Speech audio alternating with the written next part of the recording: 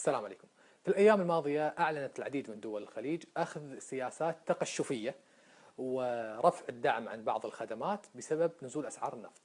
وبطبيعة الحال أول المتضررين من هذه السياسات هم المواطنون أصحاب الدخول المتدنية أو العادية.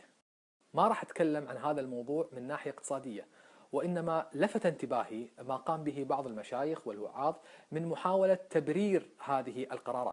التبرير الشرعي لهذه القضايا كان من زاوية حث الناس على التوكل على الله في الرزق والاستغفار من الذنوب، فهذا التضييق هو بسبب ذنوب الناس.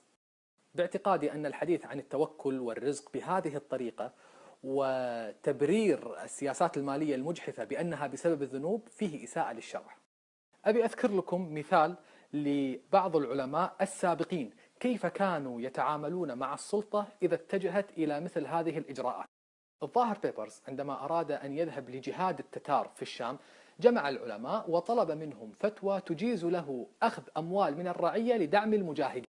وطبعا كانت مبرراته في ذلك الوقت أن ميزانية الدولة ضعيفة وأن بيت المال الأموال فيه قليلة، فنحتاج أن نأخذ من الناس الأموال. فتصدى له الإمام النووي الشافعي صاحب شرح صحيح مسلم وصاحب كتاب رياض الصالحين وكتاب الأذكار، رفض ذلك. قال له: يا بيبرز، أنت عندك 1000 مملوك كل واحد فيهم عنده من المال والذهب الشيء الكثير، و200 جارية كل واحدة فيهم عندها من الذهب ما يساوي 10,000 دينار.